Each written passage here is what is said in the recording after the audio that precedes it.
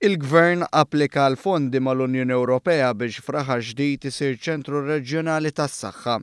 Ikkonferma dan il-Ministru tas-Saħħa Chris Ferm meta żar ix-xogħol fuq il-pitx tal-boċċi ta' Paula Wolves li qed isir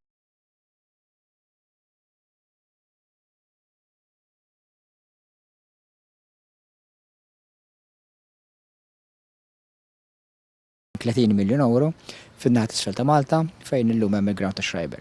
Biex nkunu lesti għal meta l-fondi jaslu għandna, għadin tamaw li jaslu għandna ma l-gvern din hija priorità allura qegħdin naħdmu sew biex ikunu għandna. Biex nkunu lesti għal meta l-fondi jiġu għandna qegħdin nagħmlu diġà xogħol ta' preparamenti fosthom biex inċaqalqu xi klabbijiet li diġà hemm fl-inħawi.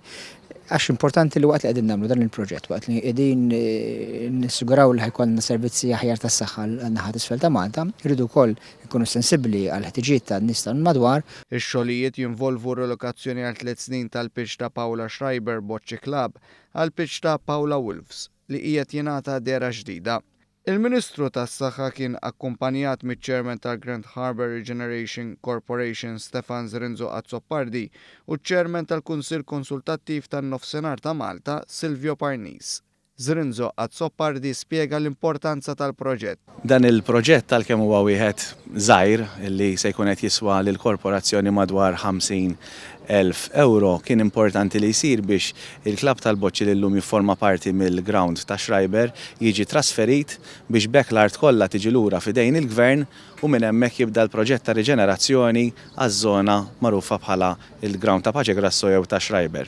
Proġett li se jara 3 proġetti ewlenin, wieħed ta' spazju miftuħ għal pubbliku ġenerali, wieħed ta' li se jsir mill-qasam tal-Ministeru tas-Saħħa li ħajkun Health Hub għan-naħa t'isfel ta' Malta u l-parti l-oħra proġetti oħra mill-Ministeru tal-Familja u s-Sigurtà Soċjali. Proġetti li se jagħtu nifs ġdid il-naħa t'isfel ta' Malta u fuq kollox proġett ta' riġenerazzjoni li ilu meħtieġ.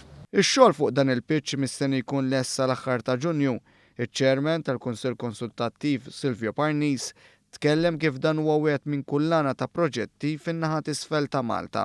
Nemmen illi dan huwa proġett ieħor li pożittiv għan-naħa t'isfel ta' Malta ma kienx faċli biex il-klabb tal-Boċċi ġewwa Raħa ġdid jinżel hawnhekk ġewwa l-Paula Wolves, però kellu bżonn li jsir għaliex bekk se nkunu nistgħu nagħtu bidu għal proġett ieħor fin-naħa t'isfel ta' Malta, il-proġett ta' Paċe Grasso li se jkun jikkonsisti f'ċentru tas-saħħa u ħabb ukoll fejn għandu x'jaqsam fil-Ministeru tal-Familja Soċjali, però jiena nemmen illi b'dawn il-proġetti qegħdin verament nagħtu pass il quddiem lin-naħa t'isfel ta' Malta, nemmen illi llum qegħdin naraw numru ta' proġetti li qegħdin ikunu pożittivi u li qegħdin verament noħolqu bilanċ bejn in-nies tan-naħa t'isfel u n-naħa ta' fuq ta' Malta illi fl-aħħar mill-aħħar wara ta' żmien ta' stennija in-nies tan-naħa t'isfel ta' Malta fost il-ħafna proġetti anke ma' ġebna qegħdin naraw il-proġett ukoll ta' ġnien il-Mediterran illi bħalissa għaddej ix-xogħol fuqu, proġetti illi verament se jibdlu l-ħajja tan-nies tan-naħa t'isfel ta' Malta.